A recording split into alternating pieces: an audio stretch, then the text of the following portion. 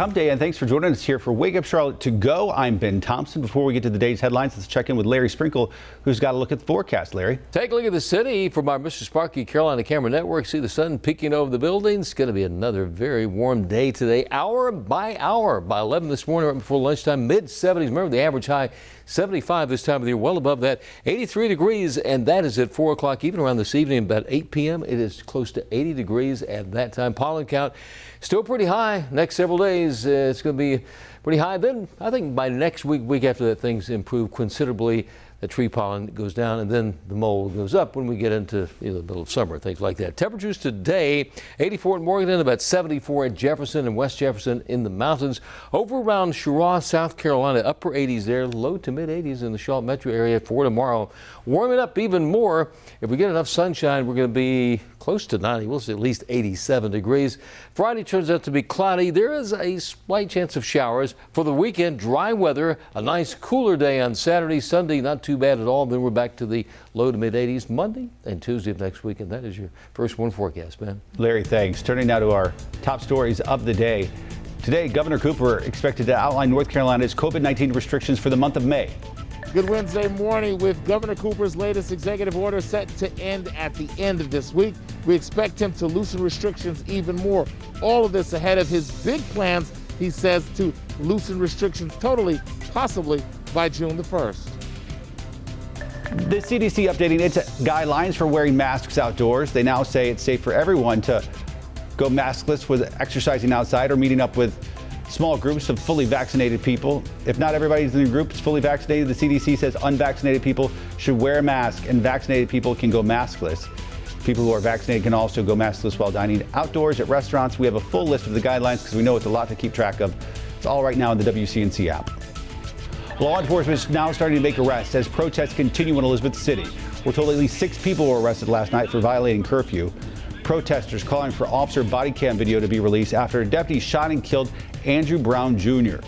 Autopsy results released yesterday show Brown was shot 4 times in the arm and once in the back of the head.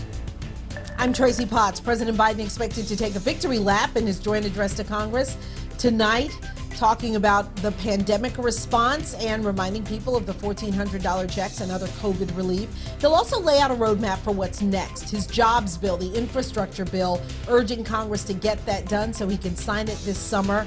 And a new plan, the American Families Plan, which is said to include free preschool for all 3- and 4-year-olds. Republican Senator Tim Scott is giving the party's response.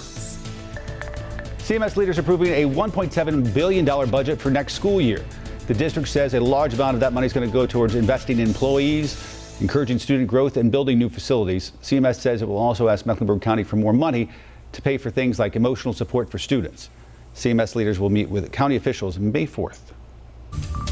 Time now to connect the dots when we make the news make sense. Today, the Supreme Court will hear one of the most important free speech cases in decades. A Pennsylvania cheerleader posted a photo with profanity on social media after she didn't make the varsity team. The photo got her in big trouble, suspended from the JV team.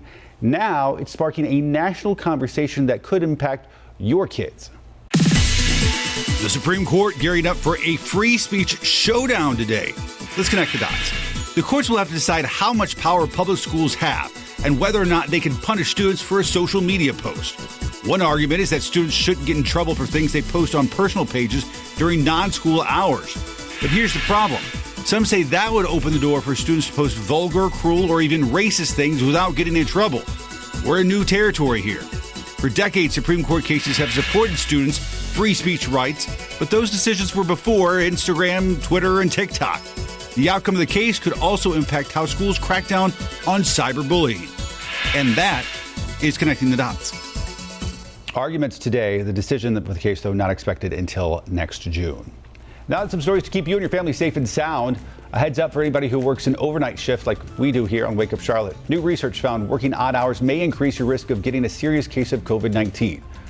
According to a new study, second and third shift workers are twice as likely to test positive for COVID in the hospital compared to those who work a normal 9 to 5.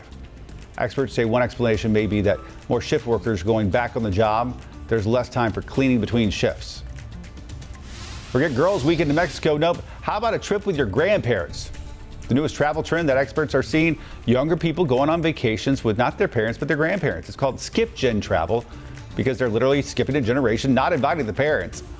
Experts say there's a good chance you haven't seen your grandparents in a while because of the pandemic, and people are making up for lost time and spending some quality time with grandma and grandpa. Sounds good. You can watch us every single weekday morning, 4:30 a.m.